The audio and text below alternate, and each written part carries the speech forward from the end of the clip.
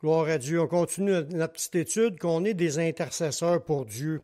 C'est sûr que ce soir, vous allez trouver que c'est tout quelque chose qu'on sait déjà, mais il faut toujours se rappeler que quand ça fait 30 ans, 40 ans qu'on entend des affaires dans le Seigneur, on les sait, mais ça nous les ramène, ça nous les rafraîchit, on trouve des versets qui appuient encore ce qu'on croit déjà, mais quand on parle en avant, on parle aussi pour les nouveaux. Puis on parle aussi, vu qu'on est étendu sur Internet, on parle à des gens qui ont peut-être aucune connaissance des choses de Dieu. Puis c'est toujours bon de préciser parce que dans ce monde, il y en a de l'ignorance face aux choses de Dieu. Parce qu'en fin de compte, là, la révélation est faite, tout est dans la Bible. Tout est là, mais c'est pas tout là. Puis tout le monde, la majorité, 90% du monde sur la planète ne connaissent pas ce qui est écrit dans le livre. Fait qu'ils font toutes les choses à leur manière. Puis ils pensent tous que c'est correct. Puis ils pensent tous bien faire. Pas tous, mais il y en a beaucoup qui pensent bien faire. Puis, en fin de compte, bien faire à notre idée, ça compte pas devant Dieu. On va le voir avec des exemples là-dedans, des gens extrêmement convaincus d'une foi inébranlable, puis ils sont complètement à côté de la traque, que Dieu ne considère pas la foi. Parce qu'on entend souvent le mot « Hey, la foi! » Ouais, mais la foi dans quoi?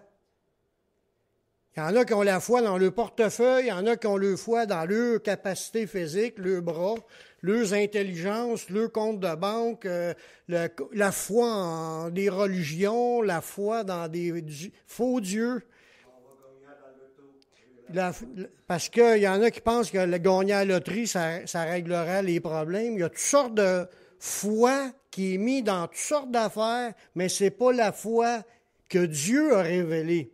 Lui, il veut qu'on ait la sienne, la foi. Puis ça, là, il faut être prête pour accepter ce qui est dit là par des versets. Il faut que tu tasses des fois nos propres raisonnements. Il faut que tu t'acceptes d'être renouvelé dans ton intelligence, comprendre les choses que Dieu veut, les choses de ce que Dieu a dit. Mais comme je vous l'ai dit, c'est tous des sujets de base, mais pour ceux qui ne le savent pas, ils ont besoin de le savoir.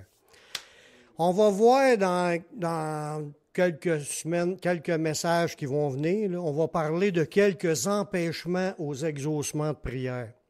Parce qu'il y a plein de promesses dans la Bible, puis il y a plein de choses qui sont oui, amen, puis il y a toujours des contextes dans les affaires, mais il y a aussi des choses qui sont écrites dans la Bible qui sont des empêchements aux exaucements.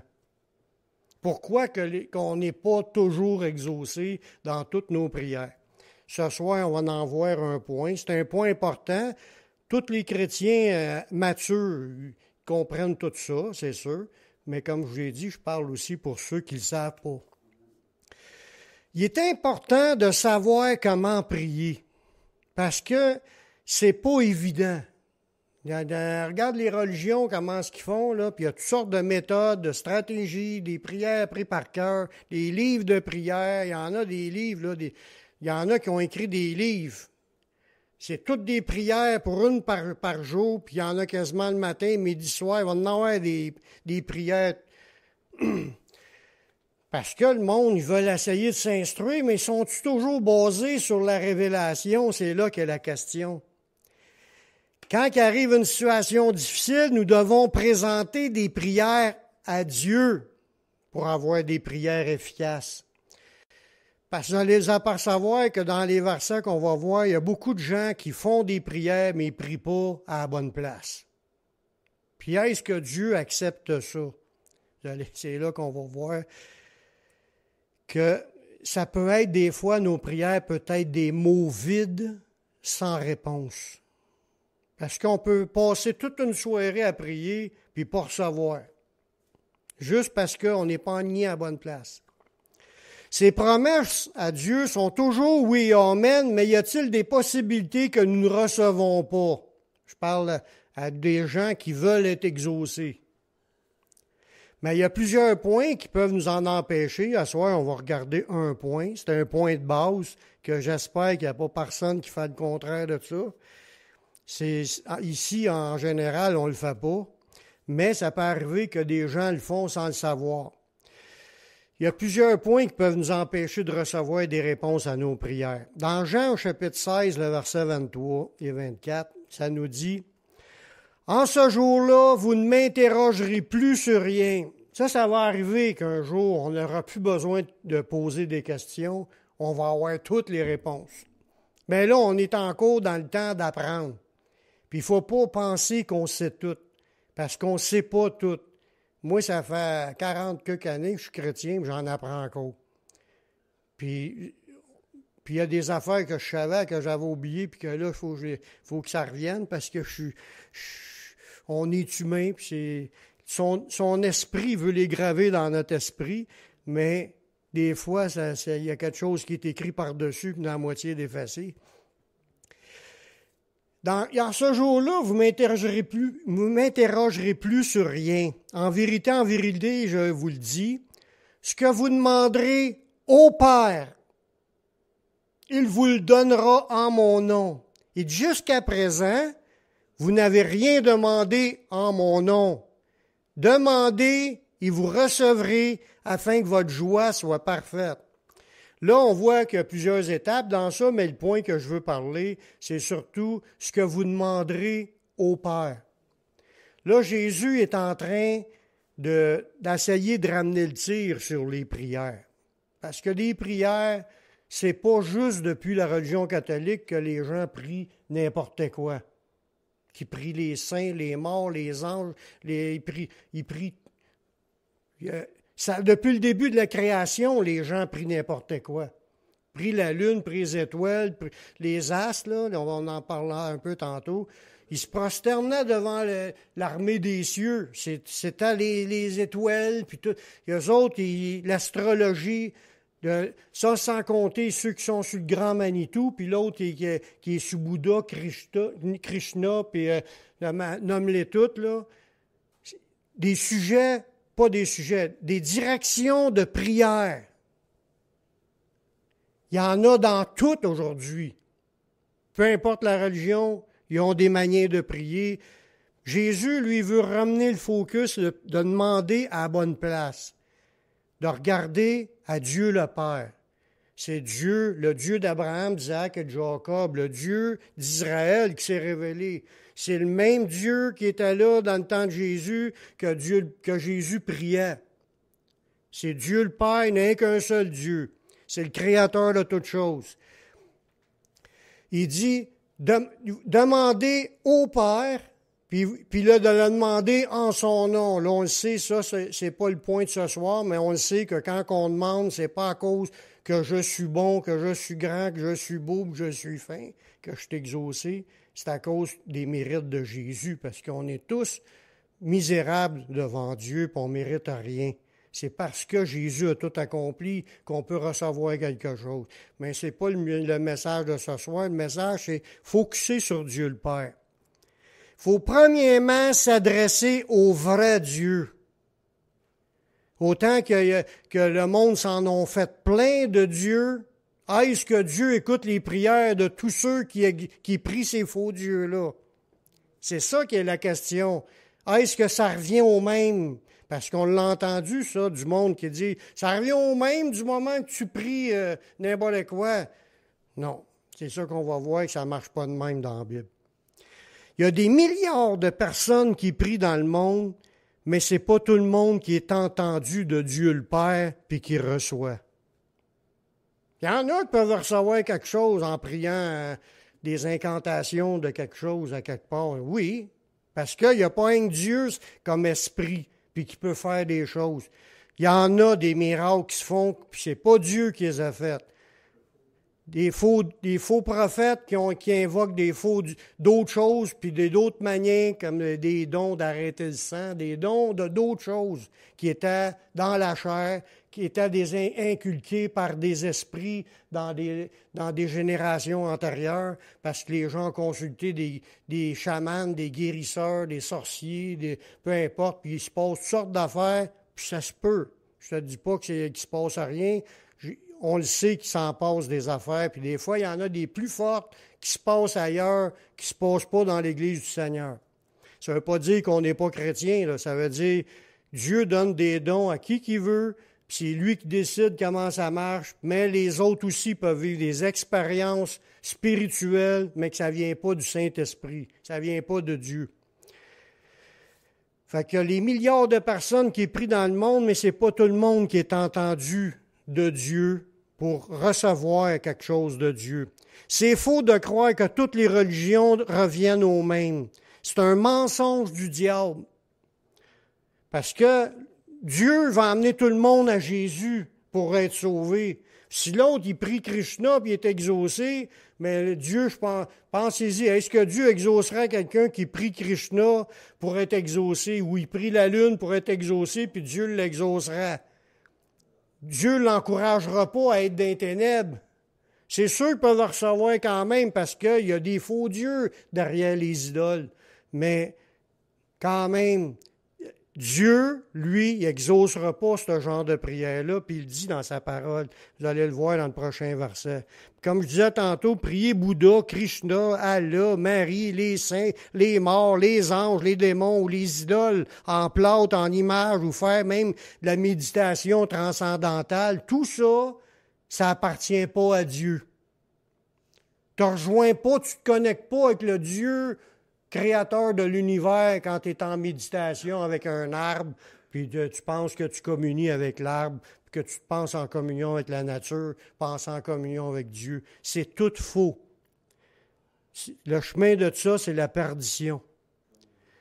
Ça démontre notre ignorance du plan de Dieu qui est révélé dans sa parole. Le verset principal, c'est dans Isaïe 44, le verset 15.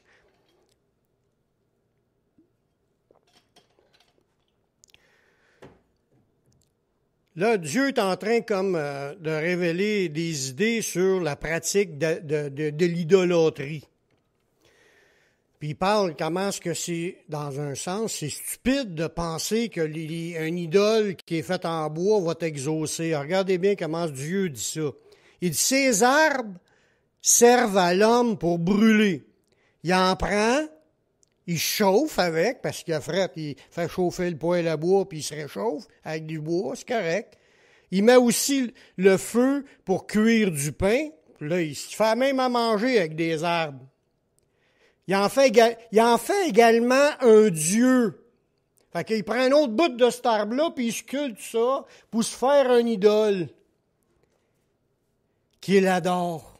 Là, il se met à adorer ce morceau de bois-là. Avec un bout, il s'est chauffé, il s'est fait à manger, puis avec l'autre bout, il s'est sculpté un objet, puis il se met à adorer cet objet-là. Il est convaincu, le gars, il a de l'assurance que c'est son Dieu, puis il va même le confesser de sa bouche. Ça le dit, il adore, puis il en fait une idole devant laquelle il se prosterne. Il va se mettre à genoux devant ce morceau de bois-là. Au verset 16. Il brûle au feu la moitié de son bois, puis avec cette moitié, il cuit la viande, puis il apprête un rôti, il se rassasie, il se chauffe aussi, puis il dit « Ha ha, je me chauffe, je vois la flamme. » Puis avec le reste, il fait un dieu, son idole. Il se prosterne devant elle et il l'adore. Il l'invoque, il prie, là, puis il demande des besoins, là, il confesse ses besoins, il croit que c'est son Dieu, il est à genoux devant, il est extrêmement sincère, le gars, là. Il a la foi en son idole, puis il prie, puis il demande, il l'invoque, puis il dit, il s'écrie, il va même crier à son bois, « Sauve-moi! » Tu peux pas avoir plus sincère des chrétiens qui vont même pas jusqu'à crier à Dieu, « Sauve-moi ». Lui, il a la foi au bout de ce gars-là, en son idole. Il dit, « Sauve-moi, car tu es mon Dieu ». Le Dieu, au verset 18, il dit, « Ils n'ont ni intelligence, ni entendement, car on les a fermé leurs yeux pour qu'ils ne voient point, et leur cœur pour qu'ils ne comprennent point. Il ne rentre pas en lui-même, puis il n'a pas ni intelligence, ni le bon sens de dire « J'en ai brûlé de moitié au feu, j'ai cuit du pain sur les charbons, j'ai rôti de la viande, je l'ai mangé, puis avec le reste, je me ferai une abomination. » Il n'arrive même pas à faire l'idée que j'ai pris le morceau de bois, je l'ai brûlé, puis avec l'autre, je pense que je vais être secouru. Il se rend même pas compte qu'il est en train de faire une abomination. Il pense, il est sincère, puis il a la foi, puis il pense d'être secouru, puis être sauvé. Tu peux être sincère, mais comme la Bible, elle ne dit pas, mais elle dit quasiment dans ces versets-là, tu peux être sincèrement dans l'erreur.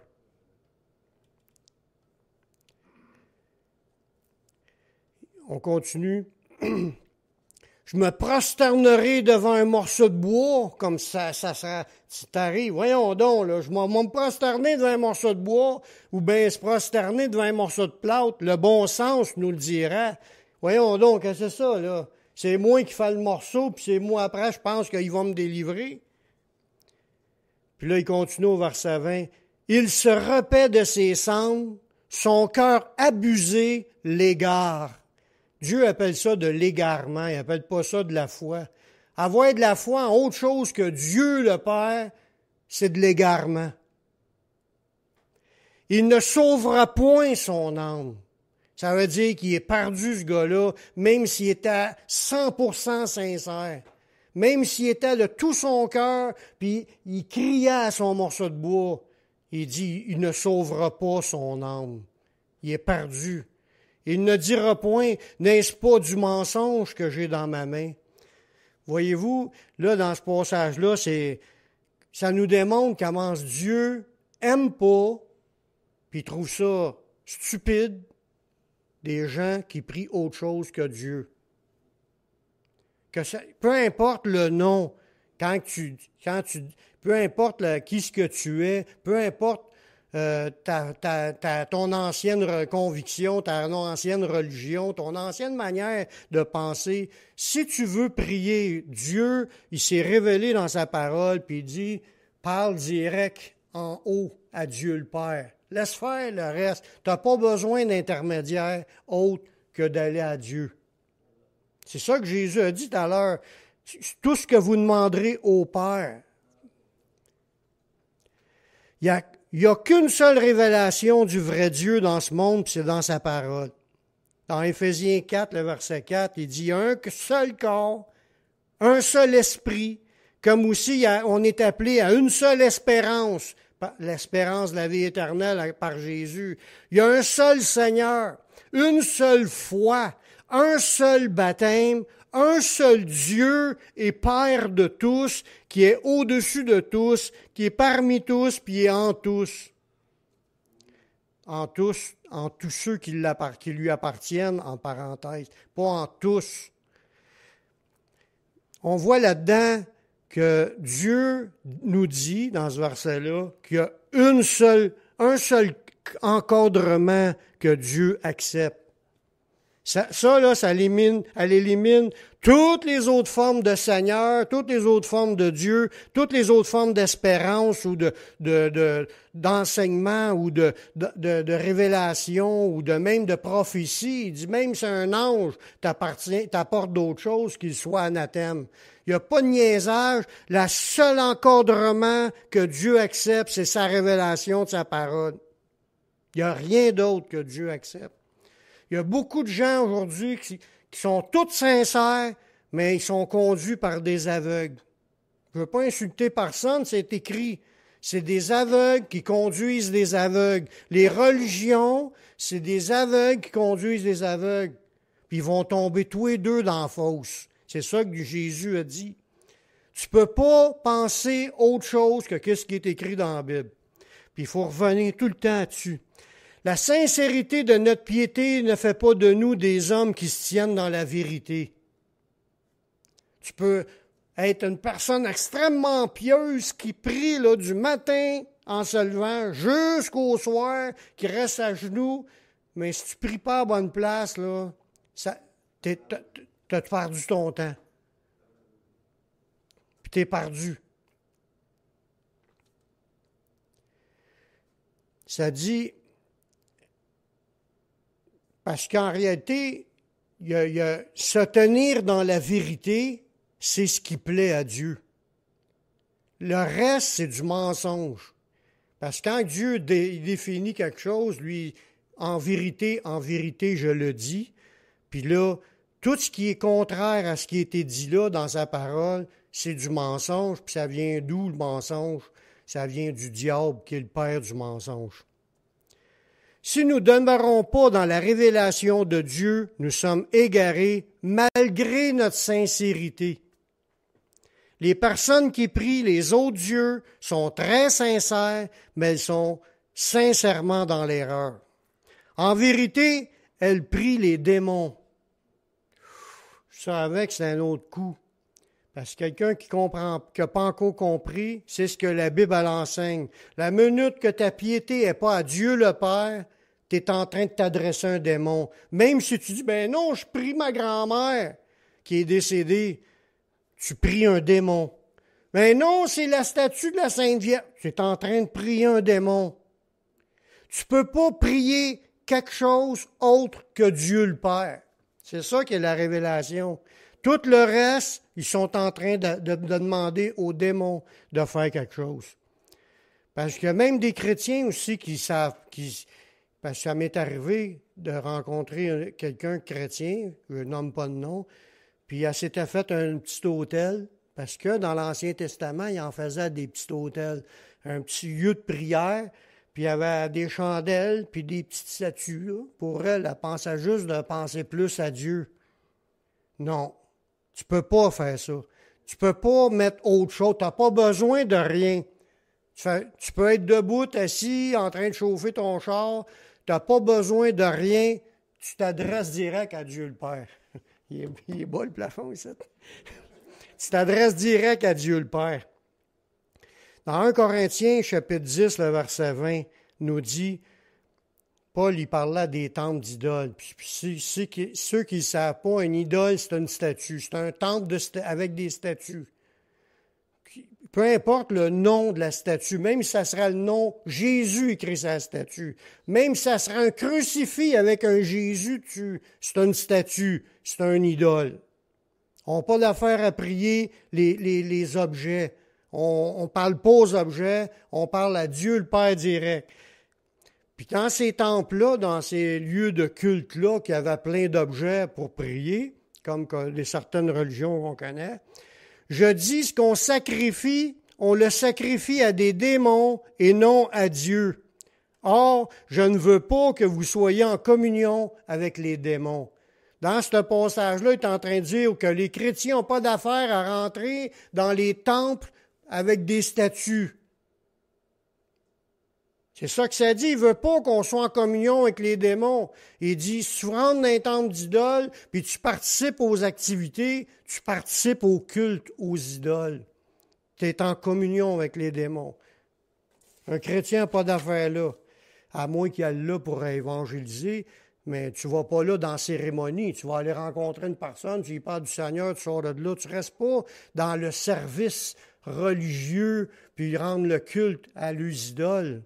Là, tu participes à la communion avec les démons, à la table des démons.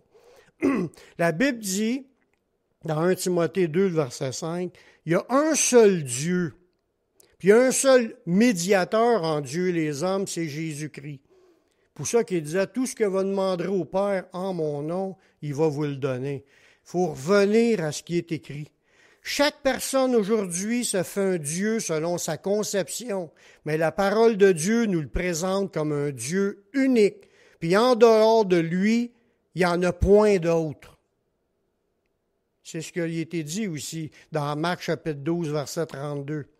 Le scribe lui dit, « Bien, maître, tu as dit en vérité que Dieu est unique et qu'il n'y en a point d'autre que lui. » Ça veut dire, tout autre à qui on s'adresse autre que Dieu le Père, Dieu est unique, n'est qu'un seul Dieu. Il n'y en a pas d'autre dans toutes les autres des dieux. Le reste, c'est tous des faux dieux. Il dit, Dieu est unique, puis il n'y en a point d'autre que lui, que de l'aimer de tout son cœur, de toute sa pensée, de toute son âme, de toute sa force, et d'aimer son prochain comme soi-même, c'est plus que tous les holocaustes et les sacrifices. Jésus, voyant qu'il avait répondu avec intelligence, il lui dit « T'es pas loin du royaume de Dieu ». Puis personne n'osa plus lui proposer des questions. Voyez-vous, tout à l'heure, dans le texte, ça disait que les gens ils avaient perdu le sens, là, ils étaient hors de sens, c'était pas intelligent de se prosterner devant un morceau de bois, puis de l'adorer, puis de crier à ça. Mais quand tu comprends que t'adresser à Dieu, puis de l'adorer, il n'y a pas d'autre que lui. Tu t'adores Dieu seul, puis t'aimes Dieu seul, tu pries Dieu seul, et il dit, te répondis avec intelligence, puis t'es pas loin du royaume. Nous parlons ici du Dieu d'Abraham, d'Isaac et de Jacob, Yahvé, Dieu, l'Éternel, les noms qui nous sont révélés. Mais il y a un titre en particulier pour Dieu qu'on peut s'adresser, que Jésus nous a montré. C'est ce Dieu-là qu'on doit prier dans Matthieu 11, 27. « Toutes choses m'ont été données par mon Père, puis personne ne connaît le Fils si ce n'est le Père, puis personne non plus ne connaît le Père si ce n'est le Fils, et celui à qui le Fils veut le révéler. » Si on a compris que Dieu le Père, c'est celui qu'on doit prier, puis qu'il n'y en a pas d'autre que lui, c'est le Fils qui nous l'a révélé. C'est grâce à ce que Dieu a fait en nous qu'on l'a compris. Contrairement au gars qui priait son morceau de bois, il dit, ils ont les yeux fermés, puis les oreilles n'entendent pas, puis sont endurcis, puis ils sont dans les ténèbres, puis ils sont perdus. Puis quand tu comprends la vérité, tu vas aimer Dieu le Père, puis il dit, ça c'est une révélation que le Fils a révélée. Jésus nous l'a révélé, Jésus l'appelle le Père. Pour présenter des prières efficaces, elles doivent être présentées au vrai Dieu.